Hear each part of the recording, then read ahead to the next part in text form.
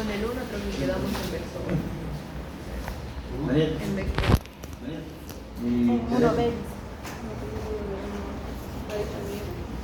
Ya. Bueno, entonces vamos a ver ahora, para recordar qué era un reservorio dentro de los conceptos de parasitología. ¿Ya? Eso ya lo pasamos el viernes con sus compañeros, ¿no? Entonces, a ver, vamos a ver con el grupo 1, ¿qué era el reservorio? Castillo.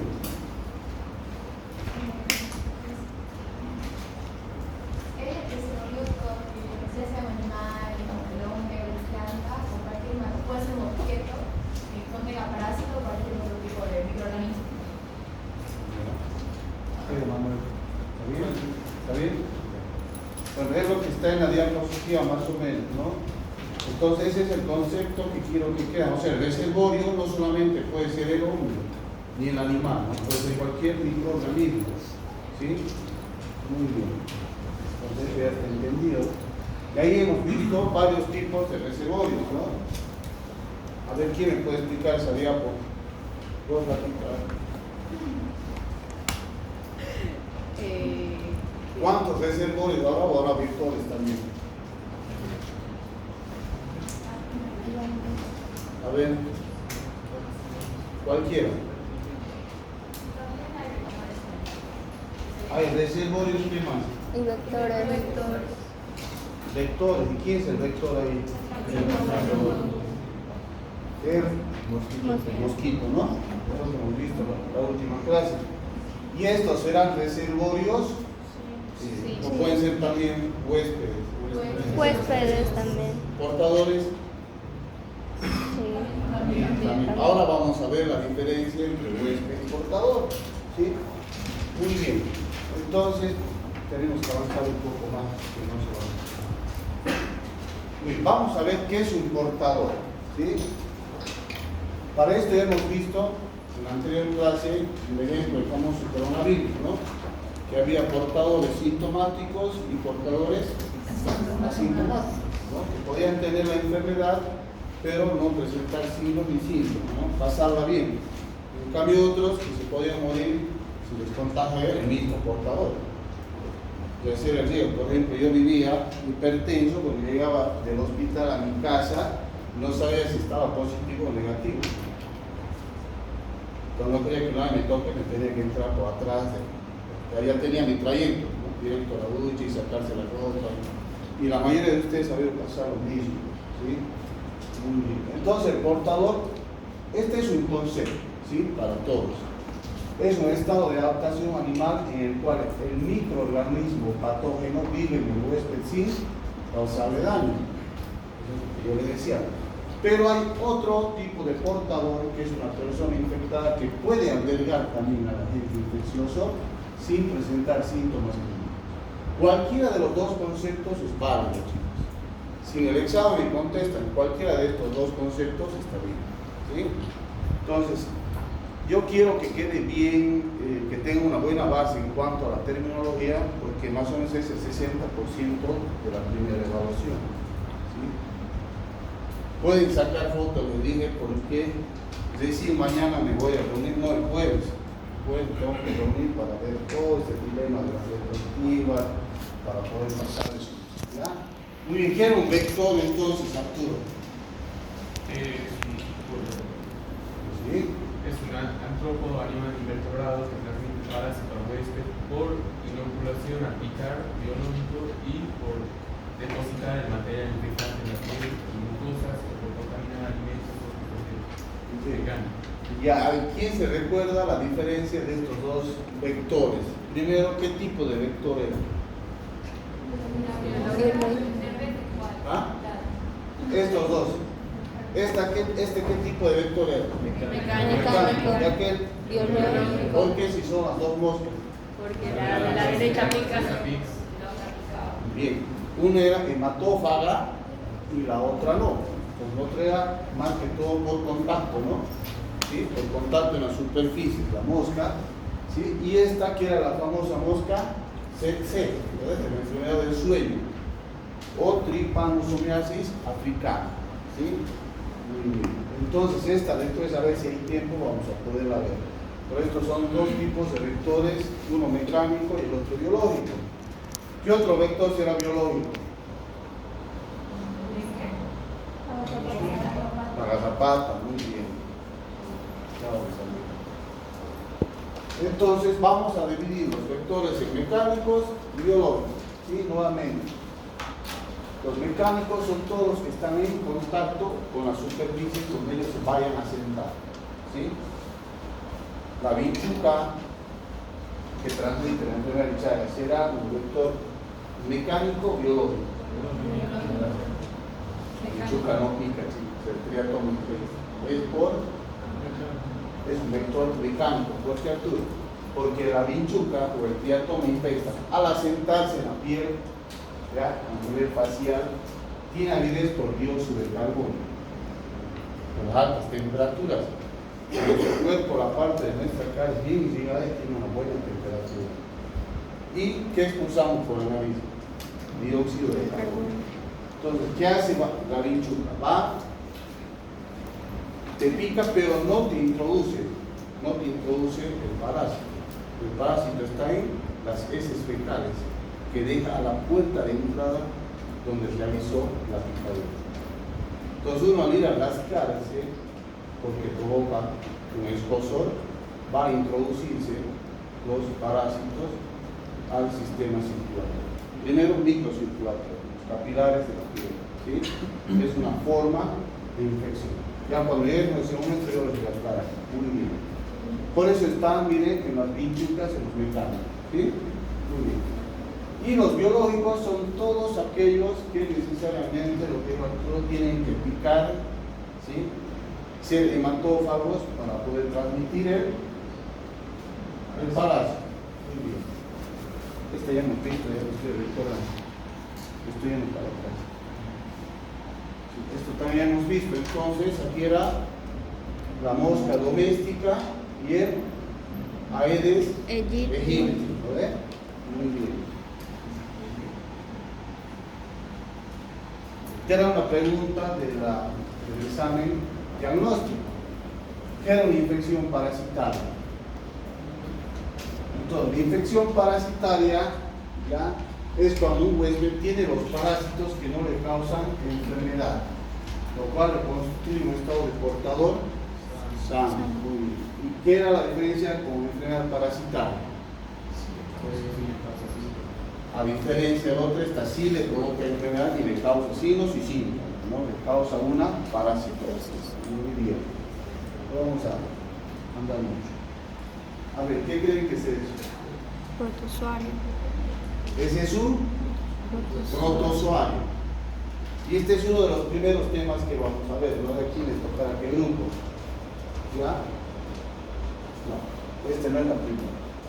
Esto es un trofozoito, una forma modible de una parasitosis que se llama Giardiasis. ¿Sí? Esta se llama la Giardia lambda o Giardia duodenalis. ¿Sí? Muy bien. Este es uno de esos parásitos que provocan mucha disentería, diarrea, heces sanguinolentas, pero no es tan fatal e invasiva como lo es la ameba historina, la ameliasis. ¿Ya? Muy bien.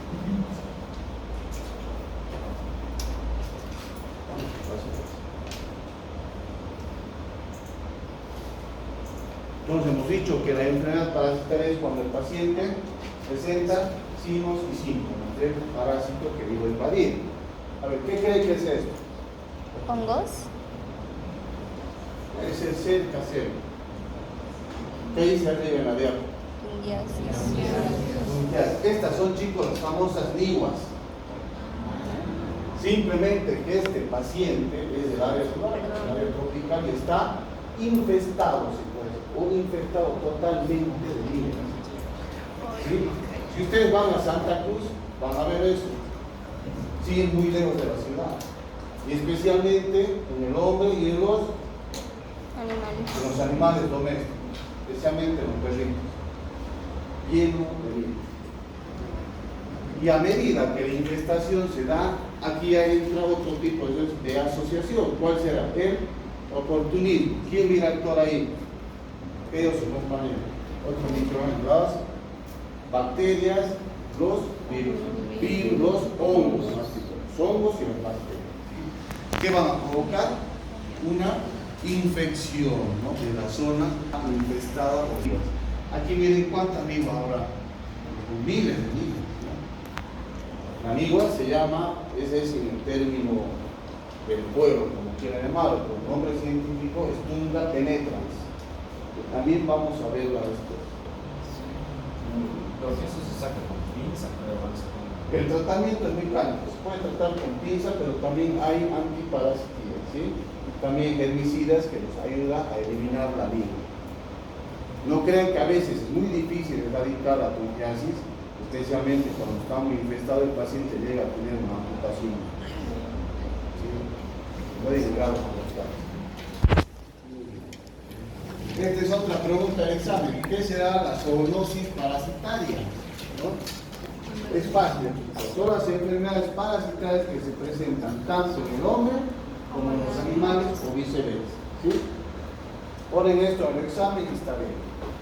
Ahora vamos a entrar a ver algunos términos de epidemiología que son cortos, porque es necesario que más o menos tengan ustedes el concepto. ¿Sí? Vamos a ver qué es una endemia. La endemia es la presencia habitual de una determinada enfermedad en una determinada zona geográfica. Por ejemplo, en Bermejo hubo un brote del año 2000 de cólera que gracias a Dios no avanzó, no se propagó, pero se quedó en Bermejo, ¿sí?, en un pueblito de Bermejo. Entonces es una determinada región geográfica, fue en Colonia, ¿sí?, Colonia Miranes. Entonces se pudo limitar esa enfermedad y no dejar que vaya propagándose. Entonces era una endemia, ¿sí? Muy bien. ¿Y qué será una epidemia? Es una enfermedad en un área geográfica y en un tiempo limitado, pero una característica es que los casos tienden a ser mayores a lo esperado. Muy bien, como por ejemplo, ¿Dengue? ya puede ser. Entonces, la epidemia es el número de casos apreciable mayor de lo esperado de una determinada enfermedad o parasitosis en una determinada zona geográfica por un tiempo limitado. ¿Qué quiere decir esto? Por ejemplo, en enero había pocos casos de leishmaniasis. Por ejemplo, en enero teníamos 50 casos en el año 2023. Y ahora en enero, que esperamos que los mismos casos sean de 50 a 60, se disparan a 200. Entonces, ¿qué está pasando ahí? Está habiendo un aumento del número de casos de una determinada enfermedad en un tiempo limitado. Porque después de enero, febrero y marzo bajaron los casos a 20, 30, 10. ¿Podemos entender? Entonces, eso es epidemia. La diferencia con el endemia que es en un tiempo determinado. ¿Sí? Muy bien. Seguramente estos términos ya lo vamos a ver del todo bien cuando lleguen a epidemiología. ¿Quién le puede describir lo que quiere interpretar esta diapositiva? ¿Qué quiere transmitirle la diapositiva? Atrás.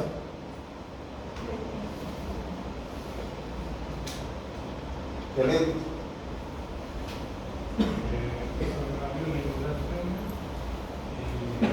Los animales que son de agua se refieren a las casas, no también.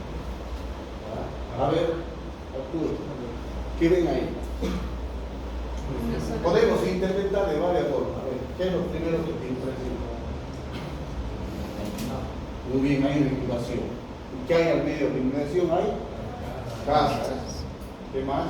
Sería un lugar cálido y húmedo, además, se ve que es tropical. Ya un clima tropical.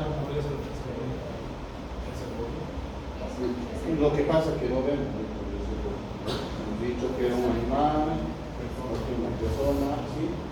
Es un ambiente muy favorecible para distintos tipos de parásitos. Entonces, esto lo que nos quiere decir es que en una determinada zona, ¿sí?, hubo una inundación. Y aquí podemos esperar que haya un aumento de casos, por ejemplo, compañeros de dengue, ¿sí?, o de cólera. Esta foto es del año que yo hice, año de provincia en Bermejo, en el pasado, en el 2001. Esto es Colonia Lugares, en parte, no recuerdo otra provincia que estaba más allá, donde la gente se quedó varada en los árboles para que no se lo lleve el río. Y eso, chicos, no fue un día, fue una semana, creo hasta 2 semanas. Toda la gente en el agua y se puso, ¿qué creen que hizo? A tomar agua del río. Ahí empezaron los casos de cólera. Hubo aumento del número de casos de dengue. ¿Qué más creen que puede haber ahí? Hubo aumento de casos de enfermedades causadas por protozoarios, las amebas, las giardias, todo tipo de enfermedad tropical. ¿Sí? Entonces este es como un caldo de cultivo para los parásitos. Otros términos de epidemiología. Cuando hablamos de prevalencia, todo el tiempo yo les hablo de prevalencia, ¿no? Aquí está el concepto. Es el número total de personas enfermas que presentan una enfermedad en una población específica en un determinado momento. ¿Sí? Eso es prevalencia. Un ejemplo, el que estaba pasando hace un año, igual con dengue. El año pasado fueron en enero 20 casos, y aquí ¿cuántos habrá? Unos 200 casos, ¿sí? De dengue. Entonces, ¿qué me está diciendo?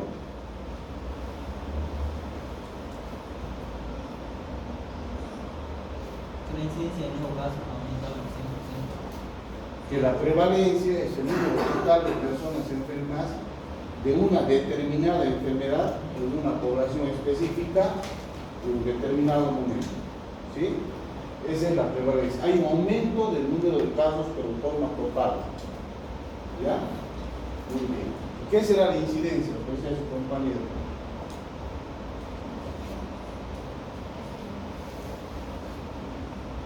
Es el número de casos nuevos, como lo dice la diapositiva, a través del tiempo de una determinada enfermedad, de casos nuevos. ¿Sí? Por ejemplo, seguimos con el dengue. Si en enero eran 50, nosotros hemos proyectado con la riada, ¿sí?, las complicaciones que tuvo la gente para poder subsistir en esos 10 o 15 días que fue la riada, de que por ahí si había un laboratorio, vinieron de la Argentina, vino un laboratorio entero de Argentina en helicóptero a traer cintas reactivos para poder pesquisar las enfermedades que podían presentar los pacientes del lugar, no de todo Bermejo, o sea, solo Colonia y esos otros que no de todo el mundo, ¿sí? Entonces, ellos trajeron cintas reactivas para qué? Para ver si había cólera, para ver si había dengue, para ver si había malaria o paludismo, para ver si había enfermedades gastrointestinales como la mebiasis, la balantidiasis y la giardiasis, que eran más prevalentes, ¿sí? Pero que uno de esos pacientes salió con la enfermedad del hantavirus positivo. ¿Alguien ha escuchado del hantavirus? Muy bien, es un virus que tiene la rata, que es la colidaria, un ratón pequeñito que es portador de ese virus, ¿sí? Entonces, dentro de todas las enfermedades hubo 2 casos nuevos, pero que no eran ni dengue, ni malaria, ni enfermedad gastrointestinal, eran hantavirus, pero tenían la misma sintomatología que los demás pacientes. Y esos pacientes llegaron a fallecer a las 48 horas. Yo recuerdo bien porque uno era, creo, dueño del medio Bermejo, que tenía en plena plaza de Bermejo sus negocios. Tenía un restaurante, pollo, no recuerdo bien. Cuando el señor llegó al hospital Virgen de Chaguaya, no al nuevo, al viejito, porque yo estaba ahí. Él vivía, creo, en un campo grande. Entonces el tipo creo que fue a recoger maíz, no sé. Llegó con dolor de cabeza, cefalea, estornudos, dolor de huesos, de músculos. Es un resfrío, le dijeron, vaya a comprarse antigripal. Volvió en la noche, tengo un poco de tos, tos más. Y es una tos muy productiva, pero sale freno pánico. Dale un jarabito, ¿no? Ya le dieron amoxicilina, como siempre hacemos. en las primeras horas de las manifestaciones, iban a ver que aquí también siguen dando amoxicilina, empezar con la más suave, de ir a la más fuerte, ¿no? Acitromicina y las demás. Bueno, yo me fui de mi turno y el señor volvió al otro día. Pero ya llegó Disneyco. ¿Qué es Disney? Con dificultad respiratoria, fluido cianótico, los labios demorados, los dedos, una tos con expectoración con sangre. Entonces a mí me llamaron también, me llamaron al otro médico de provincia, porque no había ni internista, solo había un médico general. Voy a verlo y esto no es. Nosotros nos podemos pensar en todo. Esto es un edema pulmonar. La cosa era ver si era cardiogénico o no cardiogénico. Yo me asusté, pero yo decía, el tipo estaba con fiebre, muy febril, así que se le puso metamizol, la famosa dipirona que me ponerlo a ustedes también alguna vez.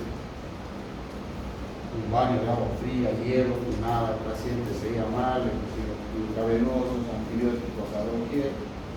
Yo me fui porque teníamos igual que hacer otras actividades y ya se quedó me encargado de verlo. Cuando yo vuelvo en la noche, el paciente había fallecido. Falleció, señor. De ahí que vino recién los médicos de la Argentina a pesquisar ese caso, porque era muy inusual cómo ha sido creciendo y magnificando la sintomatología hasta llegar a aparecer el paciente.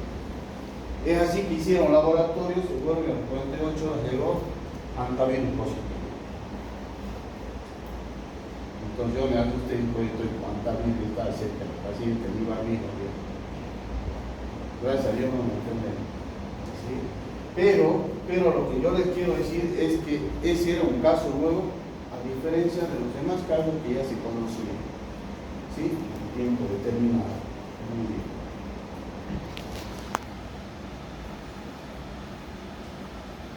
¿Qué será la virulencia en cuanto al parásito? Es el grado de patogenicidad de un agente infeccioso. En parasitología solo eso, porque esto más lo van a ver en microbiología. Ahora sí, lo que yo quiero que les quede bien claro son los periodos. ¿Qué es un periodo de incubación? Periodo de infección hasta la aparición de los primeros síntomas.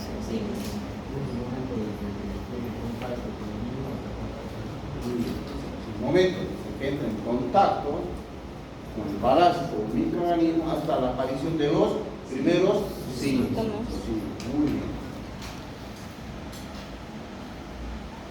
Vamos a ver que hay un periodo prepatente. ¿Sí? Hay un periodo prepatente y un periodo patente. El periodo prepatente es el tiempo que transcurre entre la llegada del parásito al huésped hasta el momento en que es posible observar alguna de sus formas. ¿Ya? Esto pueden sacar fotos. Es pregunta de examen. En algunos casos, en parasitología, chicos, este periodo puede coincidir con el periodo de incubación. Si se dan cuenta, es algo parecido. ¿Sí? Muy bien. ¿Qué será el periodo patente? El patente es el tiempo en el cual el parásito puede ser demostrado en el huésped y a la vez poder presentar síntomas. ¿Sí?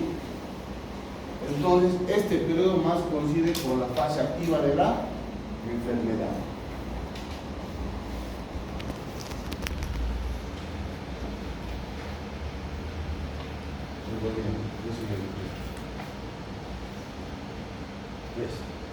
Y el periodo subpatente. ¿Ya? El periodo subpatente es aquel en el que no se encuentran los parásitos durante algún tiempo porque están en menor cantidad o es muy difícil demostrar. ¿Qué quiere decir esto, chicos, subpatente? Quiere decir que si yo vengo y estoy tratando de diagnosticar una parasitosis, pero la paciente le doy los laboratorios correspondientes, un examen poco parasitológico y todo me llega negativo.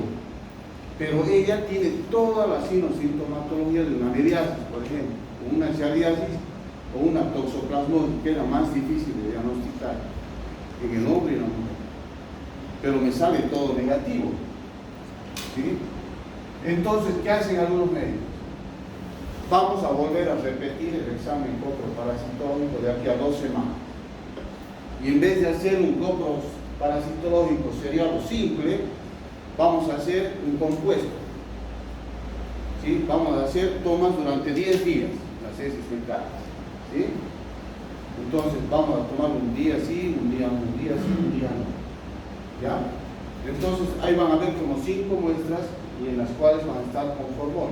Ya el vasito no te lo dan solo, sino que va con formol. ¿Para qué? Para que el parásito no se vaya a descomponer. ¿Sí? Entonces ahí ya se va a llamar un coproparasitológico compuesto o seriado, porque esto serio. Y esa es otra forma de poder demostrar una parasitosis, porque si no estaríamos hablando de un periodo subpatente. El paciente tiene clínica, pero nosotros no podemos demostrar ni por laboratorio ni por síntomas, ¿ya? Perdón, ni por otros estudios. Por ahí le pedimos una radiografía de abdomen y sale todo normal. Piden una ecografía normal. Entonces, ¿qué tenemos que pedir? Ya estudios un poco más avanzados y complejos, que son los inmunológicos. Entonces ahí iremos a pedir la prueba de ELISA, la PCR, ¿sí? Ya vamos a llegar ahí. Dando suerte, se apaga mi cuenta.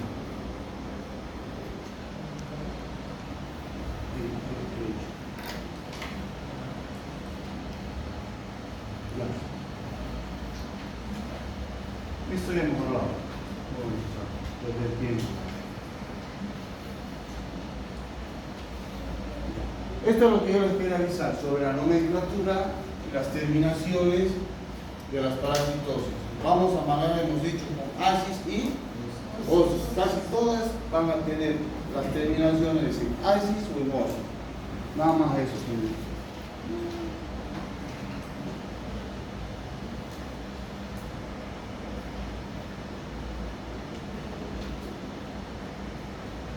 Siempre todos los temas, desde que comencemos a disertar, ya yo y ustedes, van a ver que al principio del tema hay una fila, ¿sí?, de cómo poder identificar un parasitismo. En algunos va a llegar el filo, ¿sí?, la especie, subespecie, ¿sí?, familia, son como 6. Pero no voy a yo pedirles eso de memoria. Yo lo que quiero pedirles de memoria, que sepan identificar al parásito, que sepan cómo diagnosticarlo y cómo tratarlo. Eso es lo que me interesa, ¿sí? Porque eso del filo, del ego, se van a olvidar. Que está aquí. Entonces, el reino, a qué reino pertenece, a qué filo, a qué clase, a qué orden, a qué familia, a qué género, a qué especie. Que sepamos a qué familia pertenece su misión. Los usuarios.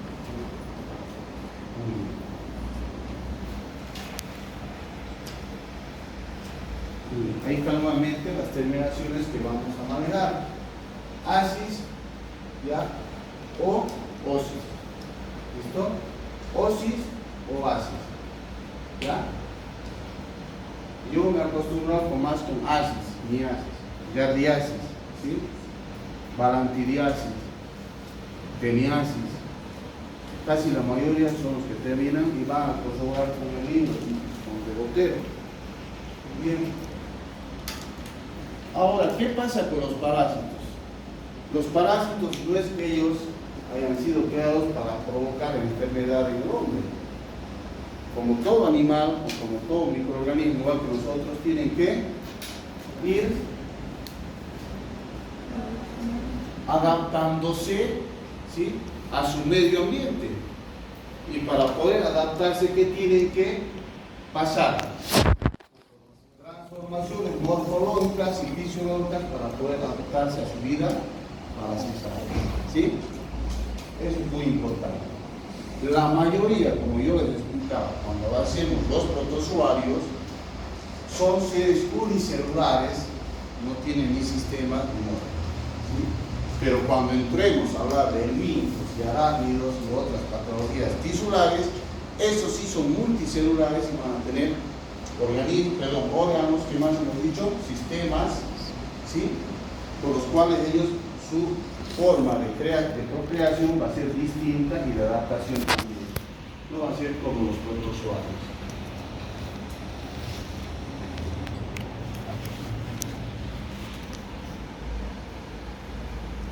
Esta diapositiva me interesa. Aquí vamos a hablar de los ciclos. El ciclo de vida de un parásito o ciclo biológico. ¿Sí? Entonces, ¿qué se entiende por ciclo? Se entiende todo el proceso que realiza el parásito para llegar al huésped, desarrollarse y producir formas infectantes que perpetúan la especie. Aparte ellos de alimentarse necesitan que se perpetúe la especie, igual que los humanos. ¿No? Antes había natalidad en otros países asiáticos, era muy bueno, pero ahora no. Los derechos humanos. Antes tenían 10 hijos, ahora 2 o 3 o nada. De hijos tienen mascotas, ¿no? Todo va cambiando. Entonces hay ciclos de vida simple y compuestos. Vamos a ver los ciclos de vida simple. Son los que permiten a los parásitos dividirse en el interior del huésped para aumentar su número y a su vez producir formas que salen al exterior para infectar nuevos huéspedes. Esto es el ciclo de los protozoarios intestinales. Que cuando volvamos a hablar de generalidades de los protozoarios, que yo les voy a explicar, vamos a ver toda esa parte, ¿ya? Ahí hay un ciclo de vida. Este será un ciclo de vida simple o compuesto, monocénico o múltiple. Simple, ¿no ven? Porque hay un solo huésped y el parásito. ¿Sí? ¿Y qué tiene el parásito? Forma huevos, forma larvas que eclosionan y luego maduran hasta su edad adulta y se van a vivir al intestino grueso o al colon. ¿Ya? Esto pasa con los helmintos. Han visto que son gusanos, ¿sí?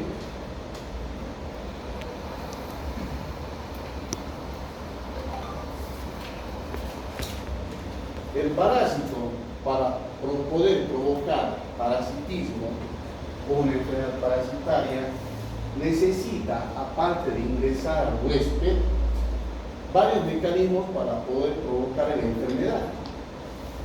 Y no todos los parásitos van a tener el mismo mecanismo de acción.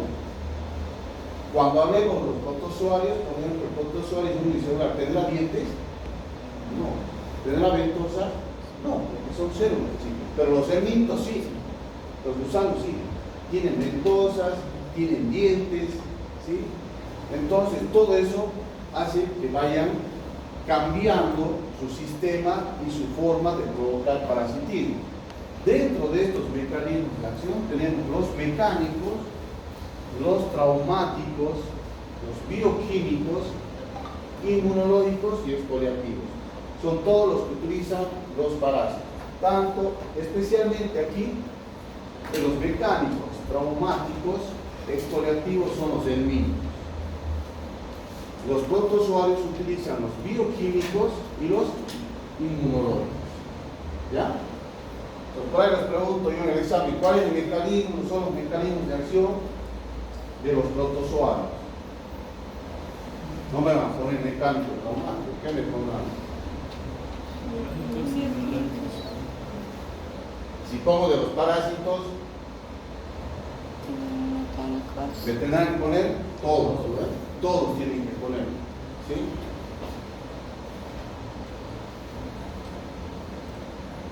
Bueno, ahí. No, perdón, ¿cuáles serían los mecánicos de los protozoarios? Los mecánicos. No, por eso creo que los mecanismos, tanto de los protozoarios como los helmintos, es distinto. Los protozoarios no tienen un mecanismo de acción mecánico, sino tienen bioquímicos para ir a poder, en otras palabras, alterar la membrana de la célula para poder penetrar o romper y poder ingresar a la célula. Ellos sí liberan sustancias enzimáticas que son bioquímicas. ¿Sí? Muy bien.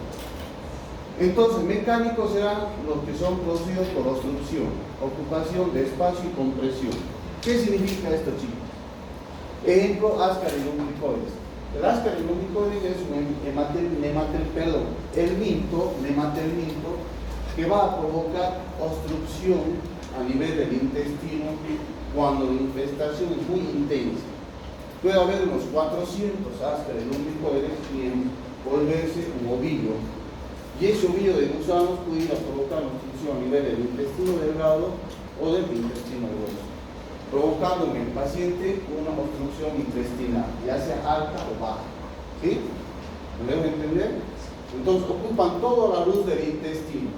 Por eso es mecánico, no dejan pasar ni líquidos, ni gases, ni nada, hasta que el paciente llegue a tener la síndrome sintomatológica. También puede el ascaris migrar por la ampolla de váter que ustedes han llevado hacia las vías biliares por el coledoco y llegar a la vesícula y ir a provocar una obstrucción de las vías biliares. Y el paciente puede tener dolor abdominal, pero está ictérico, amarillo, porque no hay por dónde se elimine la bilis, porque están obstruyendo la ampolla de váter donde tendrían que eliminarse. ¿Sí? Ustedes ya llevado anatomía. Muy bien. ¿Dónde está la ampolla de váter? En el duodeno. ¿En qué parte? En el cuarto. ¿En la primera o segunda porción? La segunda porción. Segunda porción, se las quedo. Entonces hemos dicho que eran mecánicas y obstructivas. Miren acá. Pueden ver esto. Generalmente nosotros, cuando vamos al campo, viene gente de la área rural con dolor abdominal, o lo vemos ya con la panza bien hinchadita, distendida. Si es un abuelito, no me va a mentir y dice, no, este abuelito tiene chaga, debe tener un megacorio, ¿no? Pero si es un joven, o un niño, ¿qué van a pensar ustedes? Un niño parado, un joven por ahí dice, no es sin algo, por ahí tiene un tumor, sin algo. ¿Sí? Muy bueno porque tiene chaga.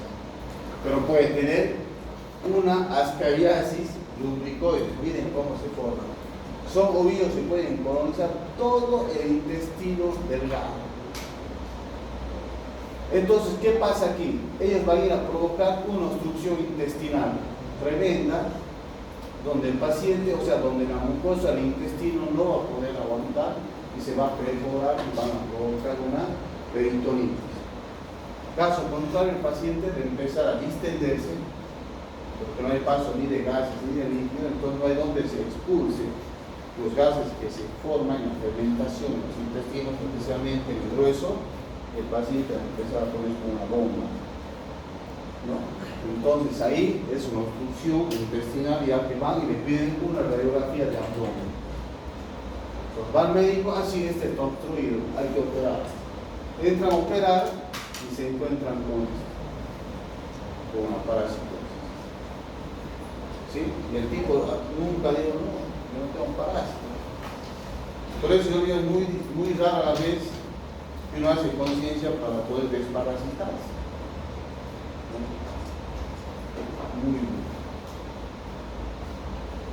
No voy a ahondar en el parásito porque ya lo vamos a ver después con lujo de detalles. Este es un mecanismo de acción de otro herminio y su ciclo de vida. ¿Ya? ¿Qué hemos dicho que era este gusanito? Antes recuerdan una clase ahora en forma de látigo, ¿verdad? Muy bien. Estos que ven aquí en forma de látigo, ¿qué creen que será la cabecita? ¿Esta o esta? ¿La parte anterior o la posterior? La parte anterior. En la parte anterior, esta es una hembra con un cinario. Que después lo vamos a ver. Otros mecanismos de acción, hemos hablado, hemos dicho de los inmunológicos. ¿Ya? Los parásitos y sus productos de excreción provocan un metabolismo muy distinto, los cuales van a provocar una reacción de sensibilidad o hipersensibilidad inmediata o tardía en el huésped o en el paciente. ¿Sí? Algunos pacientes, por ejemplo, cuando hablemos de ácaros, ¿qué es lo primero que tienen cuando hay piojitos, los sarcoptosis, sarna? comezón y full comezón, ¿no? Escozor, hasta se van a lastimar, ¿sí? Esa es una reacción de hipersensibilidad tardía o inmediata que puede provocar un parásitos. ¿Ya? Hasta incluso se pueden formar granulomas. El granuloma se forma de la pelea que existe entre nuestro sistema inmunológico con alguna forma de parásito, ¿sí? Ya sea su larva, que es inmaduro pequeña, ¿ya? ¿Quiénes van a defendernos? ¿Quiénes son nuestros primeros soldados cuando hay un agente extraño? Los macrófagos, los linfocitos. ¿Quiénes más? ¿Y qué liberan los linfocitos? Los linfocitos B, los T, los natural killer. Todos estas células defensoras del mundo van a provocar también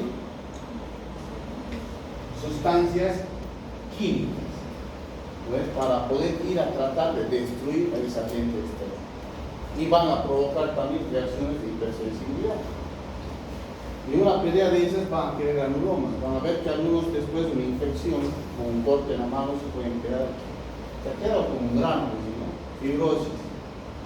¿Se dan cuenta? ¿Alguna vez han visto fibrosis? Como un nódulo. ¿No? Y esto le dice, no, este me hizo una herida, tenía una infección y quedó así. Ese es el granuloma. ¿Ya? Exfoliativos. ¿Ya? El consumo de elementos propios del huésped por parte de los parásitos. ¿Qué significa esto? Los parásitos, para poder alimentarse, cuando hablamos de los alimentos, necesitan, ¿qué hemos dicho? Nutrientes, ¿no? Nutrientes, minerales, proteínas para poder sobrevivir y alimentarse. ¿Y ellos de dónde van a conseguir? Del extracelular, o van a ir a ubicarse sobre los enterocitos del intestino delgado. Va a romper ese mecanismo que hay entre el enterocito y el medio externo, porque el enterocito, ¿qué hace, chicos? Son las vellosidades intestinales donde se absorben todos los micronutrientes, lo que nos sirve. Nuestro organismo es tan sabio, lo que no sirve lo dejan pasar. Pero ¿qué pasa? Cuando ahí se va a meter al medio el parásito en vez de que el enterocito pueda ingerir o reabsorber sus alimentos o esos nutrientes, lo hace el parásito. ¿Sí? Por mecanismos exfoliativos van a destruir la mucosa del intestino delgado. En vez de ser los enterocitos así, o las células en cepillo, lo van a aplanar. Entonces no va a haber una superficie para que nuestro pobre duodeno pueda reabsorber los nutrientes. ¿Sí? Y ahí se va a ubicar el parásito y el parásito empezará a engordar para poder procrearse después y mantenerse y perpetuar su especie.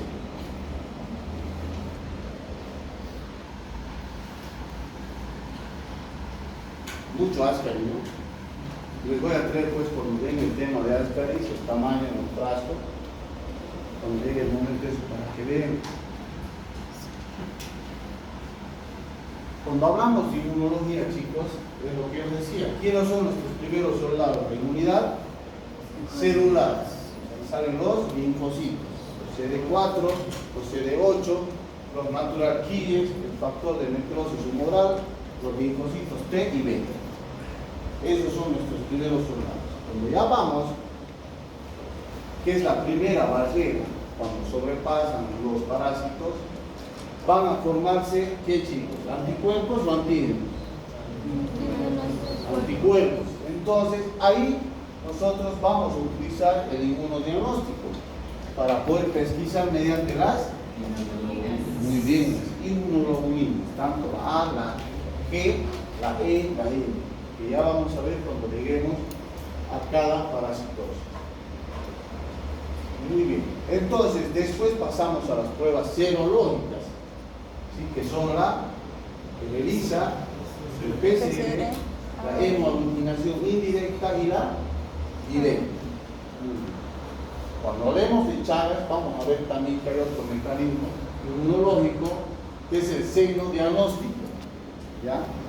se acabó la batería. Entonces, el seno diagnóstico es una forma de poder pesquisar si un paciente tiene Chagas o no. Cuando llegue el momento yo les voy a explicar qué es el seno diagnóstico. ¿Ya? Cuando hablemos de Chagas. Si yo les digo ahora se van a olvidar. Pero más o menos es una prueba en la que el laboratorio va y trata de cultivar, en otras palabras, vinchucas vírgenes, o sea que no estén infectadas. ¿Sí? Infectadas. ¿Para qué? Para que cuando yo lo vaya a hacer la prueba al Arturo, por ejemplo, saquemos esas vinchucas del laboratorio, ¿sí? Que no están infectadas, ¿sí? Laboratorialmente, y vamos a hacerle picar el antebrazo.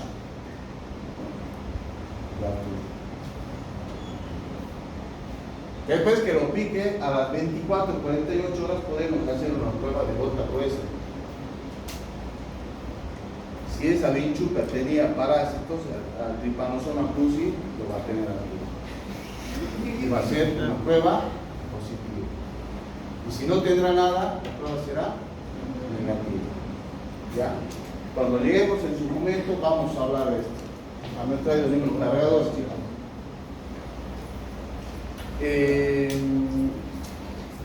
Nadie ha traído el cargador. ¿O alguien me lo puede ir a ver, por favor? ¿Qué hora es? 5:15. Está bien. La próxima clase vamos a terminar ya esta introducción a lo que es la parasitología. ¿Sí? Vengan haciendo lectura de la parte de epidemiología de la parasitosis, porque vamos a hablar del último tema de esto, el primer tema, y también vamos a hablar de la cadena alimenticia. Yo voy a hacer preguntas, porque ya voy a empezar a calificar la evaluación diaria, aunque participe. ¿Listo? Al que no participe, no quedo. ¿Ya? Entonces, no se olviden, terminamos la próxima clase con el grupo 1 el miércoles y con el grupo 2 el viernes. Epidemiología de la parasitosis, ¿sí? Cadena alimenticia y el eslabón alimenticio. ¿Ya? Puedes retirarse, chicos.